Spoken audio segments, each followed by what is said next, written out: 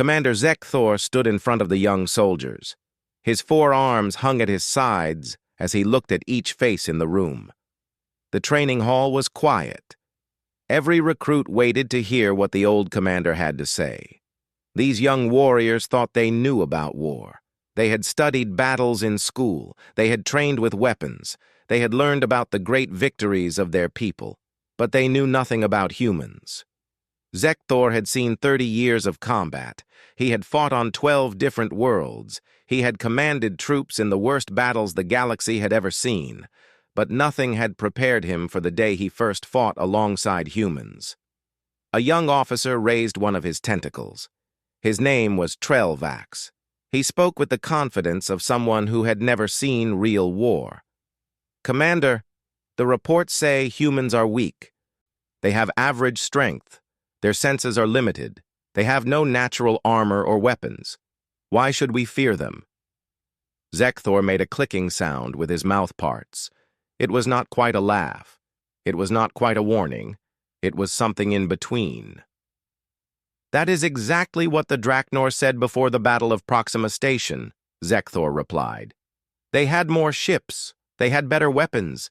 They controlled the space around the planet. Do you know what happened?" No one answered.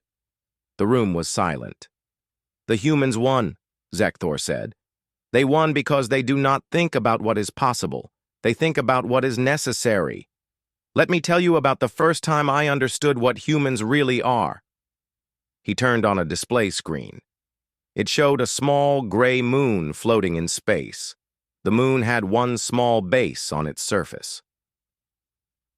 "This is Outpost 7. I was stationed there as part of a peacekeeping force. We had humans and my people working together. We were protecting some mining colonies. Then the pirates came." The screen changed to show red dots surrounding the outpost. There were many red dots. Too many. "The pirates had 5 times our numbers. Every military rule said we should run away. We should call for help and come back later with more troops. That was the smart thing to do." Zekthor paused. He looked at the young faces watching him.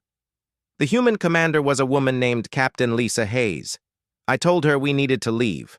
I showed her the numbers. I explained that staying would be suicide. She listened to everything I said. Then she said something I will never forget." He played a recording. A human voice filled the room. It was calm and firm.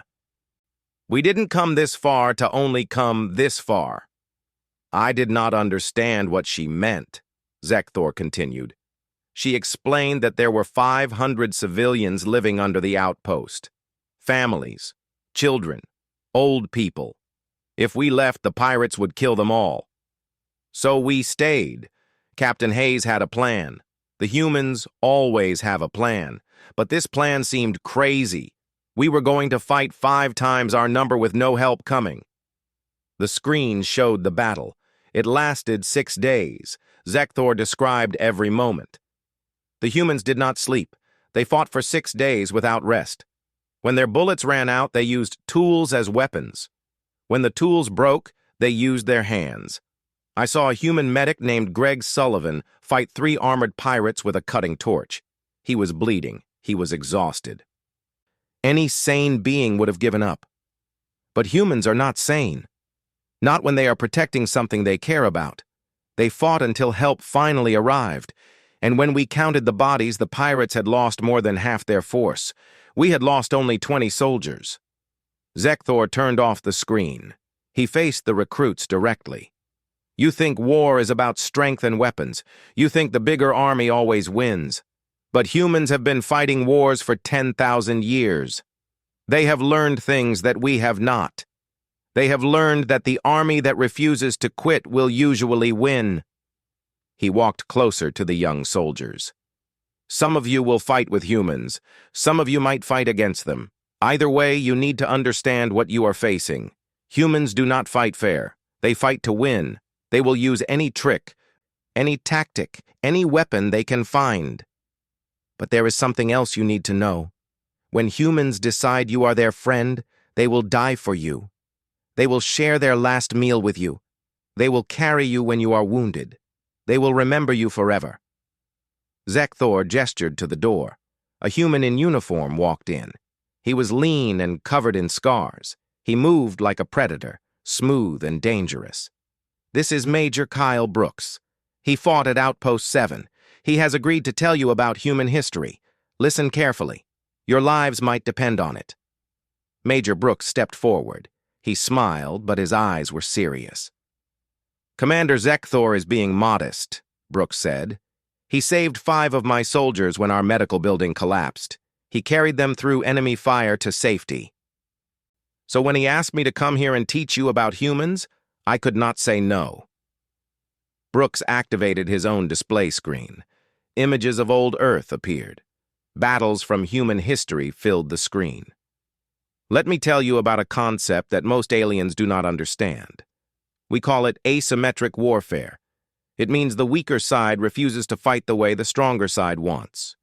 Humans have been doing this for thousands of years." He showed a picture of a snowy forest. "This is Finland. In 1939, a huge army invaded. The invaders had 750,000 soldiers, thousands of tanks, and complete control of the air. Finland had less than 300,000 troops and almost no heavy weapons. Every expert said Finland would fall in 2 weeks. "What happened?" a recruit asked. "The Finns fought on their terms, not the enemy's terms. They used the snow and the forest. They knew the land. They attacked and disappeared. They made the enemy afraid to move at night. One Finnish soldier killed over 500 enemy troops by himself. The invaders called him the White Death." Brooks showed more images. Jungles, deserts, mountains. Every picture showed humans fighting against bigger, stronger enemies. Or look at Vietnam. A small country with simple weapons fought the most advanced military on Earth. They built tunnels underground. They studied their enemy. They learned every weakness. They did not need to win every battle. They just needed to make the war too expensive to continue. A recruit interrupted. "This sounds dishonorable. Where is the glory in hiding?" Brooks nodded. "Many humans have asked the same question. We have codes of honor. We have rules about fair combat. But we also have a saying, it is not about fighting fair, it is about fighting to win. When your home is burning and your family is dying, honor becomes less important than survival." He showed a new image. Desert sand and destroyed vehicles. "This is from the Gulf War. Human tanks fought enemy tanks in the desert. The battle lasted 23 minutes. In that time, humans destroyed 160 enemy vehicles and killed hundreds of soldiers. We lost almost no one." "How?" Zekthor asked, even though he had heard the story before. "Training, technology, planning. We studied our enemy for months. We knew their equipment. We knew their tactics. We prepared for everything they might do. When the battle started, we executed perfectly." Brooks changed the image again. This time it showed ancient warriors with spears and shields. But technology is not everything. At a place called Thermopylae, 300 Spartan warriors held a narrow pass against an army of hundreds of thousands. They held for 3 days. They killed thousands of enemy soldiers before they were finally defeated. "They lost?" someone asked. "They died," Brooks corrected. "But they bought time for their country to prepare. The enemy eventually lost the war. Sometimes victory is not about surviving. It is about completing the mission, no matter the cost." The room was quiet now. The recruits were beginning to understand. "I am telling you this for a reason," Brooks said. "You need to understand what makes humans dangerous. We have spent our entire history preparing for war. Our stories are about war. Our heroes are warriors. Our greatest achievements often came during times of conflict." He showed an image of a destroyed city. "This is Berlin in 1945, the end of our Second World War. Over 70 million humans died in that war. Entire cities were erased. We created weapons that could destroy our whole planet." Brooks let that sink in. "After that war, humans made rules about warfare. We tried to make war less horrible. We created laws about how to treat prisoners and civilians. But we never forgot how to fight. We never will. Your species sounds violent, Trelvax said quietly. Some of us are, Brooks admitted. But most humans see war as something necessary but terrible. We have a phrase in an old language, Si vis pacem, para bellum. If you want peace, prepare for war. Brooks looked at each recruit. There are groups in the galaxy that see humanity as a threat. They count our ships and colonies. They calculate odds. But they are making a mistake. They think we will fight the way they expect. They think we will follow their rules. They think we have a breaking point. And you do not? Zekthor asked. Brooks smiled coldly. Commander, human history is full of people who refuse to break. Soldiers who fought until they ran out of bullets, then charged with knives. Pilots who crashed their damaged planes into enemy targets. Sailors who stayed on sinking ships to save their friends. We have 10,000 years of examples. He turned back to the recruits. So if you ever face humans in combat, understand what you are fighting. You are not fighting soldiers who will run when things get hard. You are fighting a species that has made refusing to quit into an art form. Brooks paused. But there is another side. If you fight beside humans, you will never find better allies. We protect our friends with the same fury we fight our enemies. The bonds we make in combat never break. He nodded at Zekthor. The commander knows this. He stood with us when it mattered. If his people ever need help, thousands of human veterans would volunteer immediately. The weight of his words filled the room. These young soldiers had come expecting a normal lesson. Instead, they had received a glimpse into the soul of humanity. Major Kyle Brooks stood in front of the alien soldiers. He looked smaller than most of them. His body seemed fragile compared to their armored shells and strong limbs. But something in the way he carried himself commanded respect. Before humans reached the stars, we spent thousands of years fighting each other on our homeworld, Brooks began. Every continent had wars. Every culture learned how to fight. Every generation added something new to our understanding of combat. We learned from our wins and, more importantly, from our losses. He brought up a new image on the display screen. It showed a forest covered in thick snow. This place is called Finland. In the winter of 1939, a giant nation called the Soviet Union invaded with over 750,000 soldiers. They had thousands of tanks. They controlled the sky completely. Finland had fewer than 300,000 troops. They had limited weapons. No other country would help them. Every military expert said Finland would be conquered in a few weeks. Trelvax leaned forward with interest. What happened? The Finns fought on their own terms, not the enemy's terms, Brooks explained. They used the land. They used the winter cold. They knew every tree and hill. Small groups of soldiers on skis would attack enemy columns, then disappear into the forest. They would attack again miles away. The enemy never knew where they were. Brooks showed a picture of a man in white camouflage. This is Simo Haiha. He was a farmer before the war. During the war, he killed over 500 enemy soldiers using a simple rifle with no special scope. The Soviets called him the White Death. They sent special teams to hunt him. They failed. He survived the war. The recruits listened carefully. This was not the kind of warfare they had learned about in training. Or consider this, Brooks continued, showing a dense jungle. This is Vietnam. A small country fought against the most powerful military on Earth. The Vietnamese had basic rifles and homemade explosives. Their enemy had jet planes, helicopters, and advanced weapons. But the Vietnamese built tunnel networks underground. They studied every weakness of their enemy. They learned patience. They understood they did not need to win every fight. They just needed to make the war cost too much. One of the Valerian recruits spoke up.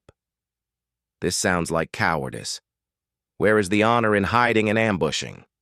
Brooks nodded slowly. Many humans have had that exact debate. We do have concepts of honor. We have warrior codes.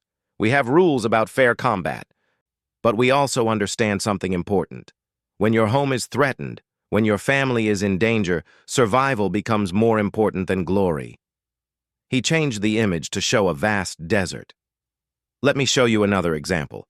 This is from what we call the Gulf War. Human forces fought an enemy army in the desert. The enemy had good equipment and trained soldiers. The battle I want to tell you about lasted 23 minutes. In those 23 minutes, human tanks and infantry destroyed over 160 enemy vehicles. Hundreds of enemy soldiers died. Our side lost almost no one. How is that possible? Zekthor asked, genuinely curious. Preparation, training, intelligence. We spent months studying our enemy. We learned about their equipment. We understood their tactics. We knew their weaknesses. When the battle started, we knew exactly what to do. Every soldier executed their part perfectly. The enemy never had a chance. Brooks brought up another image. This one showed ancient warriors in bronze armor. But technology alone does not win wars. Let me tell you about Thermopylae. This battle happened over 2,000 years ago. 300 Spartan warriors and some allies held a narrow mountain pass. They faced a Persian army that might have been 100,000 strong or more. The Spartans held that pass for 3 days. They killed thousands of enemy soldiers. Did they win? A recruit asked. They died, Brooks said flatly. A traitor showed the Persians a secret path. The Spartans were surrounded and killed. But they bought time. Their sacrifice inspired their country. The Greeks gathered their forces and eventually defeated the Persians. Sometimes the mission is more important than survival. He paused to let that sink in. The alien recruits were starting to understand that human warfare was different from what they knew. These are not just old stories, Brooks continued. They teach us lessons we still use today. The Finns taught us that knowledge of terrain beats superior numbers. Vietnam taught us that patience and determination can defeat advanced technology. The Gulf War taught us that perfect preparation leads to perfect execution. Thermopylae taught us that sometimes sacrifice is necessary. Brooks showed a new image. It was a city reduced to ruins. This is Berlin in 1945. This is what our planet looked like at the end of our Second World War. That war killed over 70 million people. We destroyed entire cities. We created weapons so powerful they could end all life on Earth. We did this to ourselves. The room was completely silent now. After that war, humans looked at what we had done. We created laws about warfare. We made rules about treating prisoners humanely. We tried to limit the horrors of combat. We built organizations to prevent future wars. But here is what you need to understand. We never forgot how to fight. Those weapons we created still exist. The knowledge of how to wage total war is still in our culture. What is total war? Trelvax asked quietly. Total war means using everything, Brooks explained. Every factory makes weapons. Every citizen contributes to the war effort. Every resource goes to victory. We have done this before. In World War II, our factories that made cars started making tanks. Our factories that made toys started making ammunition. Women who had never worked went to factories to build planes. Entire economies transformed in months. He showed images of factories filled with workers, assembly lines producing weapons, civilians building equipment. When humans commit to total war, we become something terrifying. We can sustain losses that would break other species. We can rebuild faster than enemies can destroy. We can innovate new weapons and tactics in the middle of a war. And we will keep fighting until we achieve complete victory or complete destruction. Brooks changed the image again. This showed a mushroom cloud rising into the sky. This is an atomic bomb. We created it during World War II. One bomb could destroy an entire city, kill hundreds of thousands of people in seconds. We used 2 of them to end the war with Japan. Then we built thousands more. We built bombs so powerful that one could level multiple cities. He looked at the shocked faces of the recruits. I am telling you this not to threaten you. I am telling you so you understand what humans are capable of when we decide something must be done. We created weapons that could kill our entire species. Then we created rules to never use them. But they still exist. The knowledge still exists. And if humans ever face extinction, we will use everything we have. Brooks softened his tone slightly. But there is another side to humanity. We are not just warriors. After World War II, we helped rebuild the countries we had fought against. We sent food and medicine to our former enemies. We helped them create new governments. We turned enemies into allies. He showed images of reconstruction, of former enemies working together. This is what humans do. We fight with everything we have. But when the war ends, we try to build something better. We believe in second chances. We believe former enemies can become friends. Many of our closest allies today were our worst enemies in the past. Zekthor spoke up. Major Brooks makes an important point. Humans are fierce in war but generous in peace. After they helped us at Outpost 7, they did not demand payment or territory. They asked only for friendship and fair trade. Brooks nodded his thanks to the commander. There is a phrase we use, si vis pacem, para bellum. It comes from an ancient human language. It means if you want peace, prepare for war. This is the core of human military philosophy. We prepare for the worst while hoping for the best. We train constantly. We innovate new tactics. We study every potential enemy. But we also build alliances. We create trade partnerships. We try to make war unnecessary. He brought up a map showing human colonies and trade routes. Look at human expansion in the galaxy. Yes, we are growing. Yes, we are building new colonies. But look closely. Every human colony accepts settlers from other species. Every trade route we open benefits the entire Galactic Council. We are not conquering. We are expanding and sharing. Then why do some species fear humanity? A recruit asked. Because they do not understand us, Brooks answered. They see our military strength and assume we want to use it. They see our growth and assume we want to dominate. They forget that humans have fought the bloodiest wars in our history against ourselves.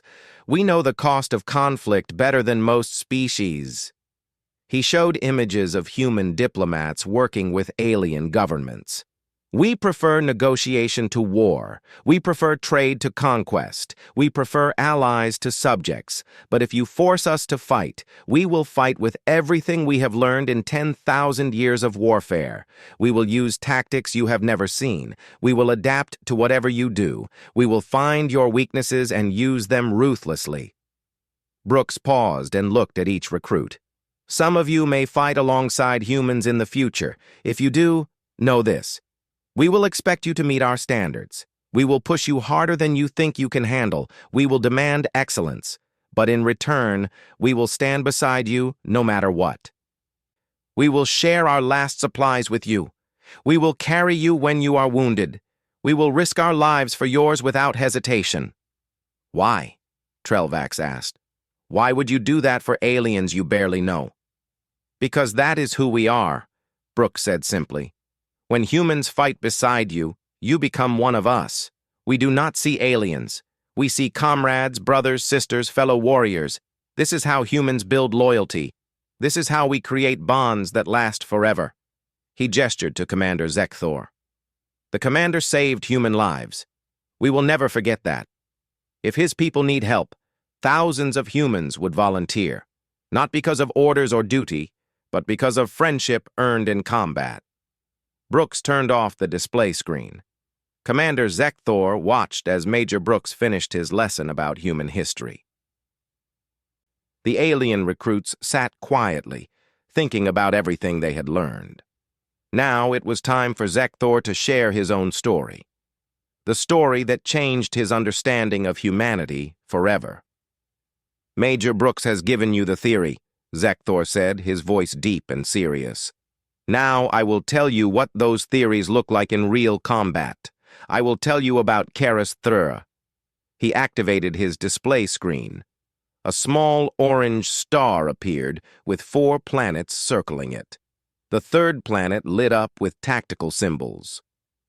Karis 3 was a colony world in disputed territory, Zekthor began.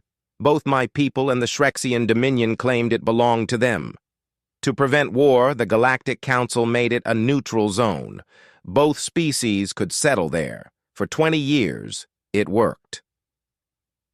12,000 of my people and 15,000 humans lived together peacefully. The image zoomed in on the planet. 2 major cities appeared on the main continent. Then the Shrexians decided that peace was over. They wanted Karis III for the valuable minerals in the ground. They thought a quick military attack would give them what they wanted before the Council could respond. They sent a fleet of 30 warships. They landed an army of 50,000 soldiers. Trelvax shifted in his seat uncomfortably. 50,000 soldiers against 27,000 civilians? That is not a military operation. That is murder. That was exactly their plan, Zekthor confirmed. The Shrexian commander was called War Leader Throcknar. He gave us 12 hours to evacuate or surrender. He believed we would choose to evacuate, leaving the planet for him to claim. He was completely wrong. The display showed the human settlement. It was a large city built into the side of a mountain range. The human governor was a woman named Helen Curtis. She called an emergency meeting with our council leader and me. I was the senior military commander on the planet, but I only had 300 soldiers under my command. We were a security force, not an army. Zekthor made a clicking sound that showed his frustration at the memory. I told Governor Curtis we had to evacuate. The numbers were impossible. We had no defenses in orbit. We had no heavy weapons. We could not get reinforcements before the deadline. She listened to everything I said. She thanked me for being honest. Then she said something I will never forget. Brooks smiled slightly. He knew what was coming. The recruits leaned forward, eager to hear. She said, "My ancestors did not run from the British, the Nazis, or the Covenant. I am not going to run from giant lizards who think they own everything. We are staying. The question is whether you are staying with us." "What did you do?" a recruit asked. "I argued with her," Zekthor admitted. "I showed her the statistics. I explained the tactical situation. I made it clear that we would lose." She listened patiently. Then she brought up her own display. It showed the layout of the human settlement, the terrain around it, and dozens of marked positions. Zekthor changed his display to show the same view. Governor Curtis explained something I did not know. Every human settlement in Council space is designed for defense. The mountain city was not just pretty to look at. The entrance was a narrow valley with perfect fields of fire. The buildings were made with materials that could survive orbital strikes. The whole city had tunnels underground connecting every building. The display showed each defensive feature as Zekthor described it. She showed me hidden stockpiles of weapons, ammunition, and supplies. Then she introduced me to Colonel Jack Murphy. He was the commander of the settlement militia. He was a veteran of something called the Titan Wars. I had never heard of those wars. Brooks nodded.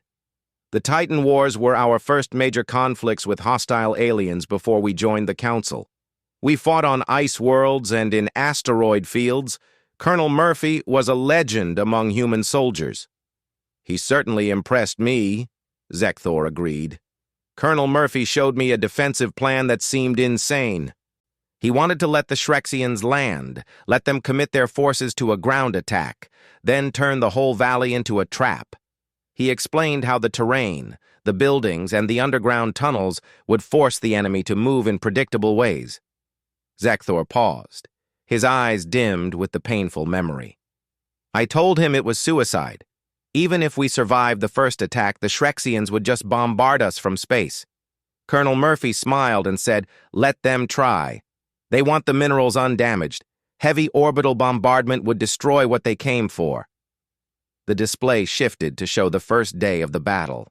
The Shrexians landed their army 30 kilometers from our settlement. They expected us to surrender when we saw how many of them there were. Instead, Governor Curtis sent a message on all communication channels. Zekthor played the recording. Helen Curtis's voice filled the room. It was calm and absolutely firm. To the Shrexian forces currently breaking the law on Karas III, you have violated Galactic Council regulations. You have threatened innocent civilians. You have one chance to leave peacefully. If you attack this settlement, you will face the consequences. This is your only warning. War leader Throcknar laughed when he heard that message. Zekthor continued. He sent his entire force forward in a massive column. He was confident his superior numbers would crush us easily. The humans let them come within 5 kilometers. Then the first strike happened. The display showed bright explosions along the valley. Human engineers had spent years placing explosives throughout the approaches to the city.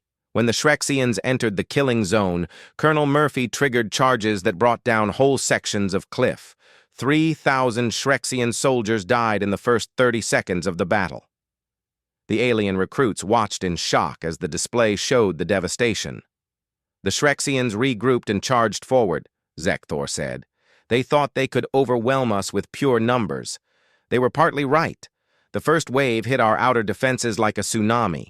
Humans fought from prepared positions, using every rock and building for cover. He highlighted several locations on the map. But the humans did something that confused the Shrexians. They would abandon positions that seemed important. They let the enemy advance. Then they struck from directions the enemy did not expect. I did not understand the tactic at first. Then Colonel Murphy explained it to me. They were using the enemy's own momentum against them, Brooks said. Classic human tactics refined over centuries of warfare. Exactly right, Zekthor confirmed. The Shrexians would capture a building, then discover it was full of traps.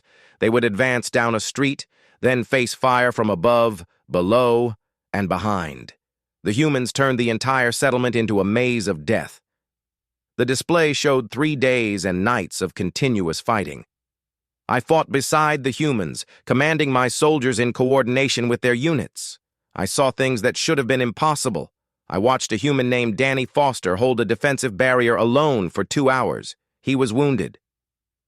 He was running out of ammunition, but he refused to retreat because his team needed time to move civilians to safety. Zekthor's voice carried deep respect.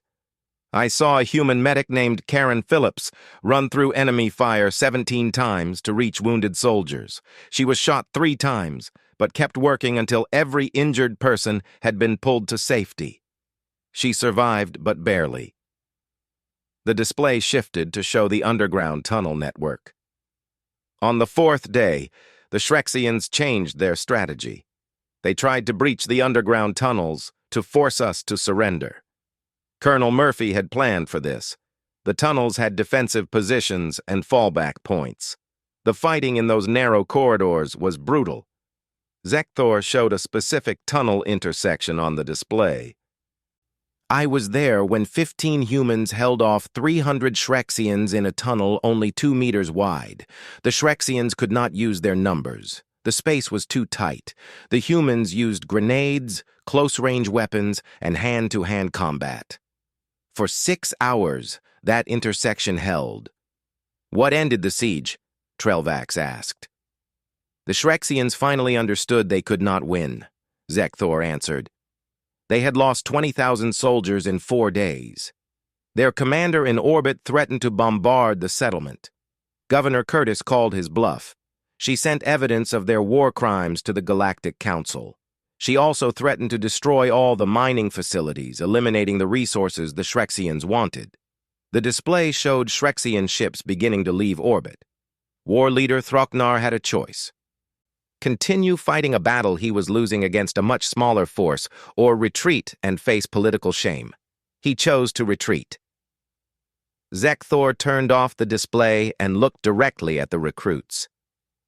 In 4 days of combat, 12,000 humans and 300 of my soldiers defeated an invasion force of 50,000 Shrexian troops. We lost 900 humans and 43 of my guards. The Shrexians lost over 20,000 soldiers. The training room was completely silent. The recruits were struggling to process what they had heard.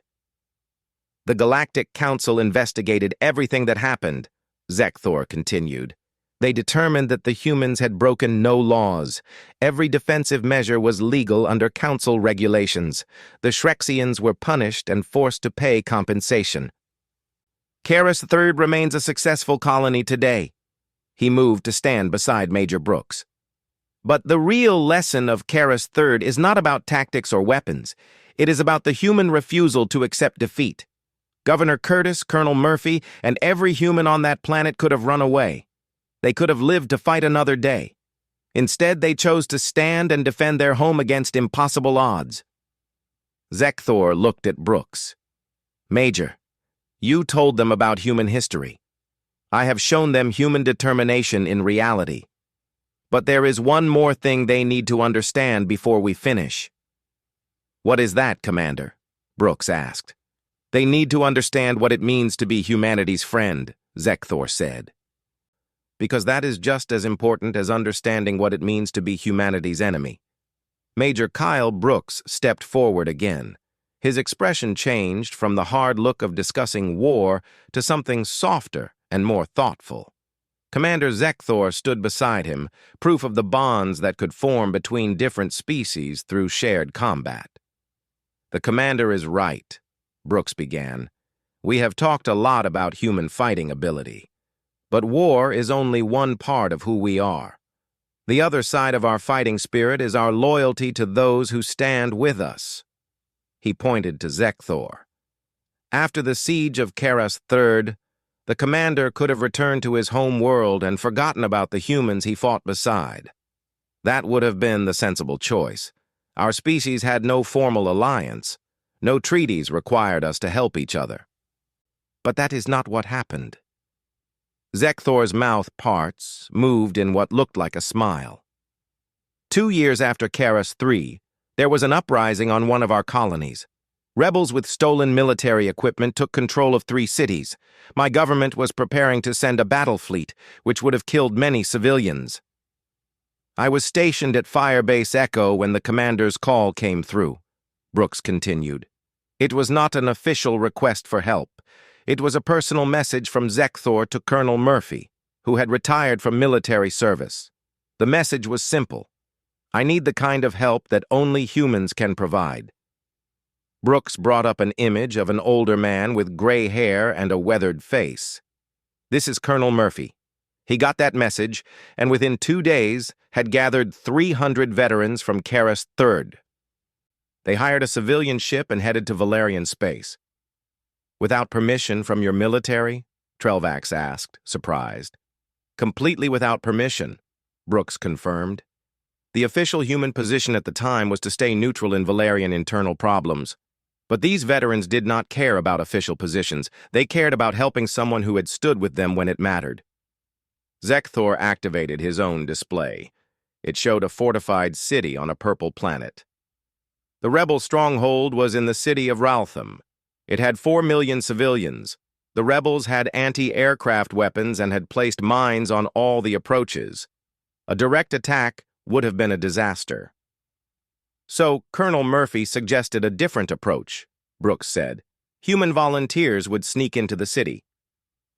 They would find the rebel leaders and remove them surgically. No massive bombing, no civilian deaths, just precision strikes by people who knew how to fight in cities. The display showed the complicated layout of the city. The operation took 3 weeks, Zekthor explained. Human teams, working with my intelligence officers, moved through the city in small groups. They did not just fight the rebels. They won over the civilian population by giving medical help, protecting neighborhoods, and treating everyone with respect. Brooks smiled at the memory. Colonel Murphy called it winning hearts and minds. It is an old human strategy. You cannot hold territory just through force. You need the local people to see you as liberators, not as invaders. The rebel leadership was captured without a single civilian death, Zekthor said. The human volunteers showed tactics and control that impressed even the most doubtful Valerian commanders. Colonel Murphy personally talked the rebel forces into surrendering, offering them forgiveness in exchange for peaceful resolution. That is where something amazing happened, Brooks added. Many of the rebels had real complaints against the Valerian central government. Murphy did not just defeat them, he listened to them. He understood their concerns. He helped create reforms that fixed the real problems. Zekthor's eyes brightened with what might have been pride. Because of the humans, my people avoided a civil war. The Raltham crisis became a model for solving conflicts throughout Valerian space, and Colonel Murphy became an honorary member of our High Council. He was the first non-Valerian ever given that honor. This is the part of human nature that often gets overlooked, Brooks told the recruits. We fight with everything we have when we must, but we also work hard to avoid fighting when possible. We believe in giving people chances to do the right thing. He changed the display to show a huge space station. This is Harmony Station. It was built together by humans, Valerians, and 6 other species after the Karis III incident and the Raltham crisis. It serves as a neutral meeting place, a trading center, and a symbol of what cooperation can achieve. The station was Governor Helen Curtis's idea, Zekthor said. She argued that if humans and Valerians could fight side by side, we could also build together. The station took 5 years to complete. Now over 50,000 people from dozens of species live there. Brooks nodded. But it is not just about big projects and grand gestures. It is about the small things, the daily interactions that build trust. After the station was finished, human merchants and Valerian traders started forming business partnerships. Human engineers began teaching at Valerian schools. Cultural exchanges became normal.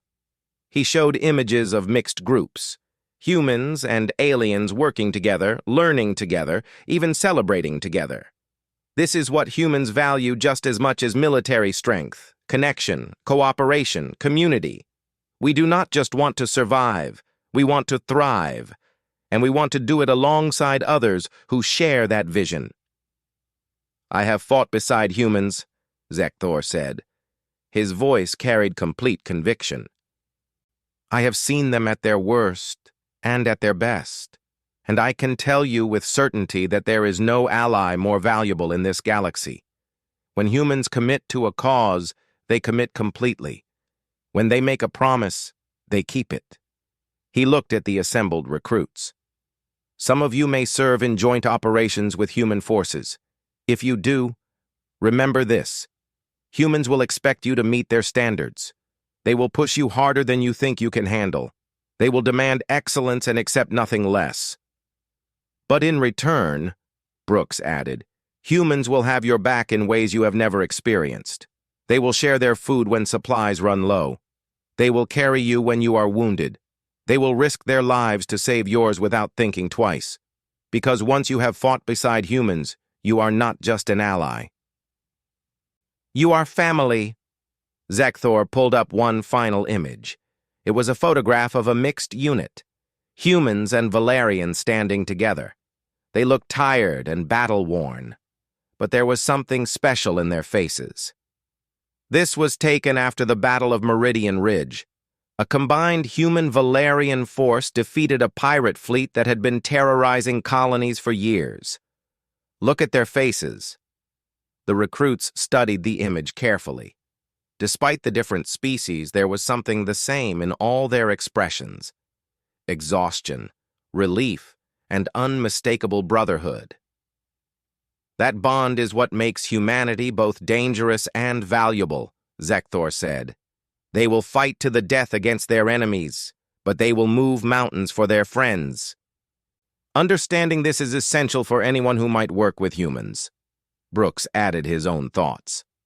I have served with soldiers from many species. Each brings unique strengths and viewpoints. But I have noticed something interesting. Units that include humans tend to have lower rates of desertion. They have higher morale. They have better teamwork. Why? Because humans actively work to build those bonds. They learn your language. They understand your culture. They remember what you like and do not like.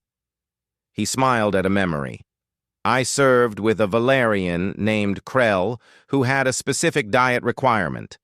Our human food specialist spent 3 weeks learning how to prepare meals that Krell could eat. Not because regulations required it. He did it because he saw Krell as a teammate who deserved consideration.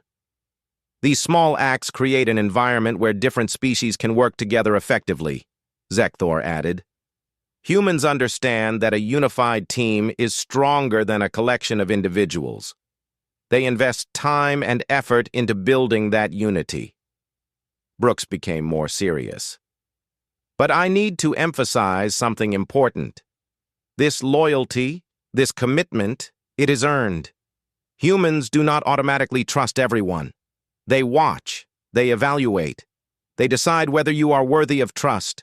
Betray that trust, and you will face consequences that no rulebook can describe. There is a human saying, Zekthor said, hell has no fury like a woman scorned, but I would change that to say the galaxy has no fury like a human betrayed. If you earn humanity's trust and then break it, they will remember. Not just the person you wronged. The entire species will remember. Humans have very long memories for both loyalty and betrayal. Brooks nodded in agreement. We have records going back thousands of years. We remember who stood with us and who stood against us. We remember the nations that sheltered those who attacked us. We remember the allies who sent help when we needed it most. This memory shapes our foreign relations, our military planning, and our culture. So as you move forward in your careers, Zekthor told the recruits, understand that humans are not just another species in the Council. They are a force that can be your greatest friend or your most dangerous enemy. The choice of which they become often depends on how you act toward them. Brooks finished this part with a final thought. We have told you about human warfare, about our history and our tactics. But the most important thing to understand is that humans fight for something. Not just land or resources, though those matter. We fight for principles, for people we care about, for the future we want to create. He looked at each recruit. If you stand for those same things, you will find no better allies than humans. If you stand against them, no amount of military power will guarantee your victory, because humans will find a way to win, or they will die trying. That determination, more than any weapon or strategy, is what makes humanity truly formidable. The training session had gone much longer than planned. But none of the recruits wanted to leave. Commander Zekthor and Major Brooks had completely changed how they thought about humanity. Now they waited to hear what it all meant for the future. Zekthor dimmed the lights in the training room and activated a new display. This one showed the current map of the known galaxy. Different territories were marked in different colors. This is where we are today, Zekthor began. The Galactic Council maintains peace through a careful balance of power, but that balance is changing.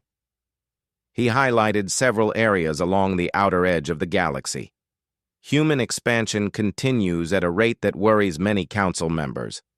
In the last 10 years, humanity has built 47 new colonies. They have opened 12 new trade routes. They have increased their fleet strength by 30%. These are facts we cannot ignore. Brooks stepped forward. His expression was diplomatic but firm. Commander Zekthor is correct, but he is leaving out important details. Humans are not expanding to conquer. We are expanding because we have a young, growing population that needs space and resources. Every colony we build is open to other species. Every trade route we open helps the entire council. That may be true, Zekthor continued, but there are groups within the council who see humanity as a threat. The Krellian Federation has formally proposed limits on human colonization. The Mexari Syndicate has suggested quotas on human military expansion, and there are rumors of something more worrying. He zoomed the display to show a cluster of star systems far from human territory. Intelligence reports suggest that several species are forming a coalition, a defensive alliance specifically designed to counter human influence. They call themselves the Preservation League. The recruits shifted nervously in their seats. Trelvax raised one of his limbs. "Commander, are we heading toward war with humanity?" "That depends on many things," Zekthor replied. "But you need to understand what such a war would mean. The stories I have told you, the history Major Brooks has shared, these are not just tales. They are warnings." Brooks activated his own display. It showed military simulations and strategic predictions. "Let me be direct. Any military conflict with humanity will be extremely costly for everyone involved. The Preservation League may have more ships and soldiers on paper, but numbers alone will not decide the outcome." He ran a simulation that showed several possible scenarios. "In every war game we have conducted, conflicts with human forces follow similar patterns.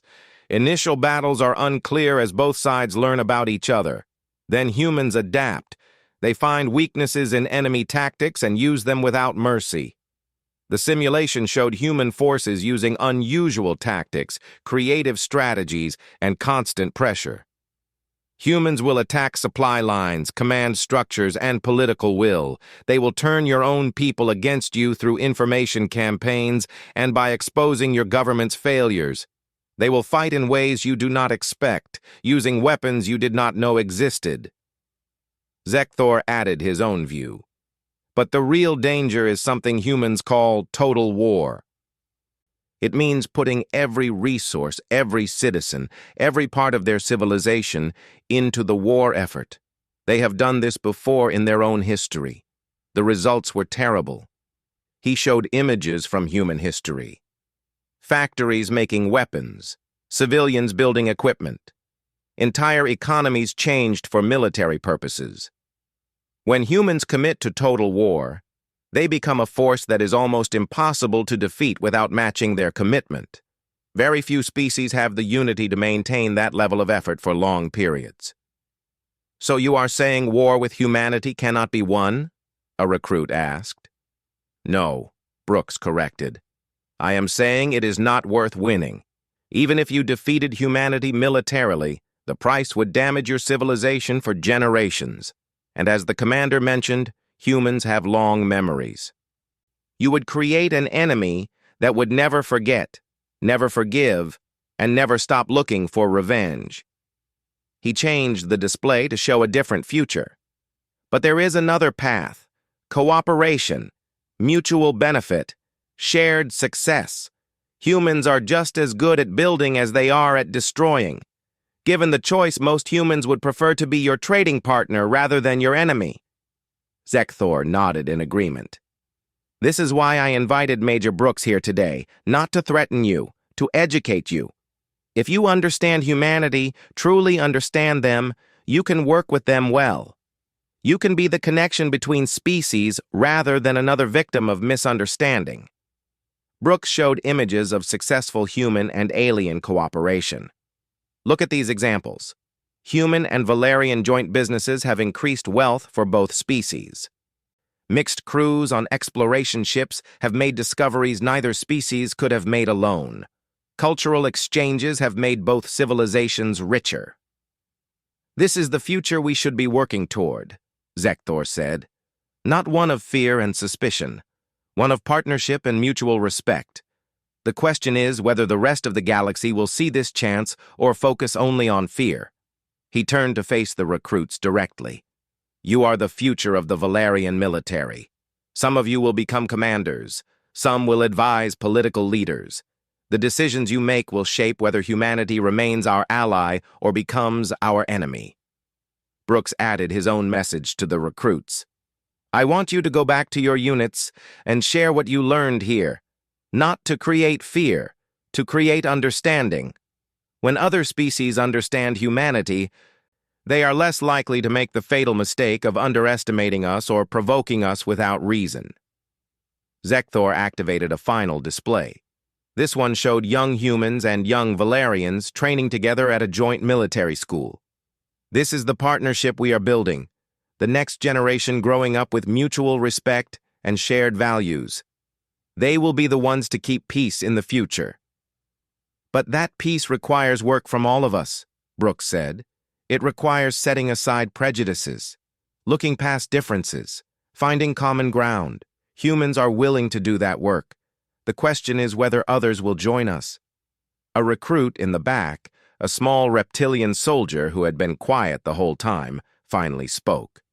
Major Brooks, Commander Zekthor, what would you do if war came despite our best efforts?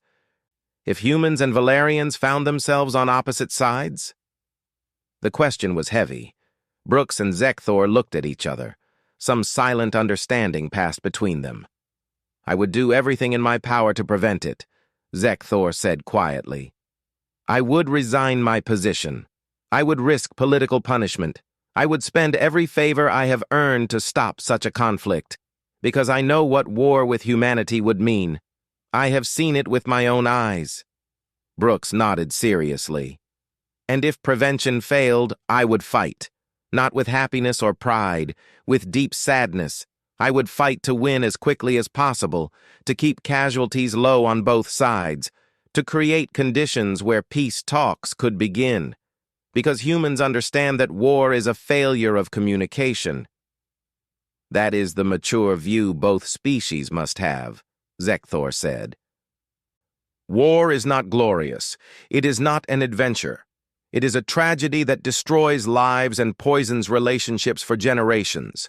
Those who understand this work hard to prevent it. Brooks changed the display one final time. It showed a monument on Karis III. This memorial honors the 900 humans and 43 Valerians who died defending that colony, but it also honors the thousands of Shrexian soldiers who died attacking it, because at the end of the day, they were all thinking beings who deserved to live. War forces us to do terrible things, Zekthor said softly. It forces us to kill those who might have been friends in different circumstances. The Shrexian soldiers who died at Karis III were following orders, serving their people, believing they were doing the right thing. They were wrong. But they were not evil. Brooks finished the thought. This is the wisdom that comes with experience. Young soldiers often see war as simple. Good versus evil. Veterans know it is much more complicated. We fight because we must. But we remember the cost. We honor our enemies even as we defeat them. Because war makes everyone worse. The training room lights came back to full brightness. The recruits sat in thoughtful silence. Everything they knew about humanity had changed during this session. Zekthor gave them a final instruction. You will write reports on what you learned here today. But more importantly, you will carry these lessons with you throughout your careers. When you meet humans in the field, you will remember this session. You will understand what you are facing and how to work with them well. And if the day ever comes when you face humans in combat, Brooks added, remember everything we told you. Adapt quickly. Expect the unexpected. Never underestimate your enemy. But also remember that humans prefer peace to war, cooperation to conflict, friendship to hostility. Dismissed, Zekthor said. May you serve with honor and wisdom. As the recruits left, many of them approached either Zekthor or Brooks to ask more questions or simply to thank them for the knowledge they had gained. The session had done what it was meant to do. It created understanding between species that might one day need to stand together. When the last recruit had gone, Brooks turned to Zekthor. Do you think we reached them? Some of them, definitely, Zekthor replied. Others will need time to think about it. But we have planted seeds of understanding. That is all we can do. Brooks looked at the now empty training room. You know what the strange thing is? The human qualities that make us dangerous in war are the same ones that make us valuable in peace. Determination becomes persistence in solving problems.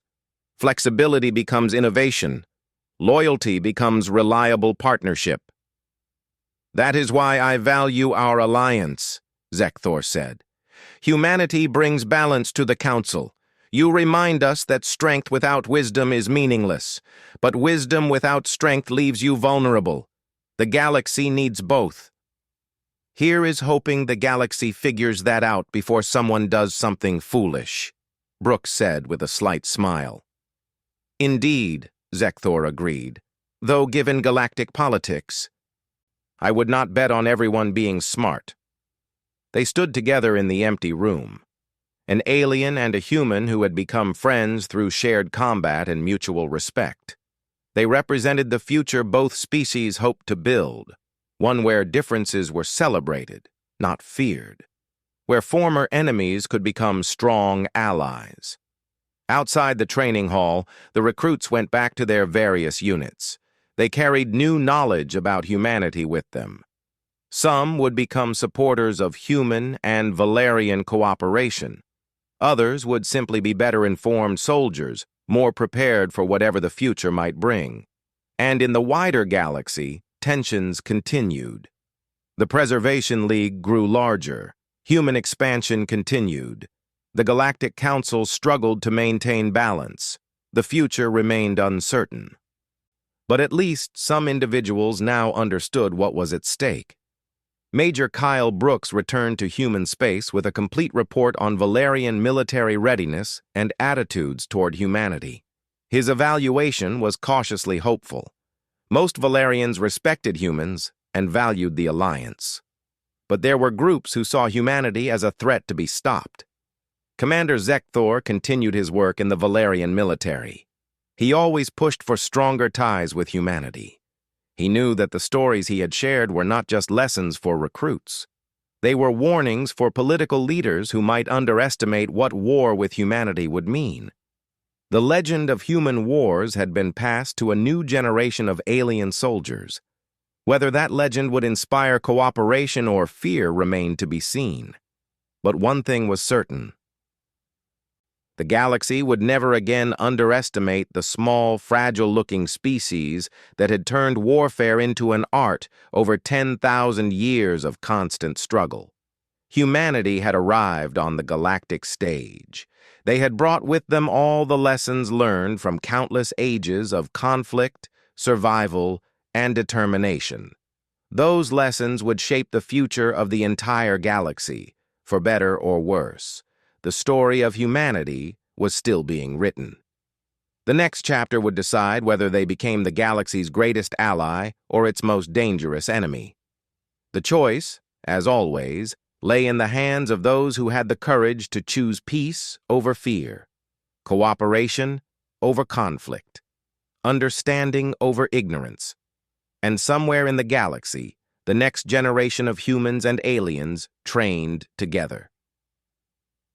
Building the bridges that might one day prevent the very war that their elders had worked so hard to understand and prepare for. The future remained unwritten, but perhaps it would be a future worth fighting for.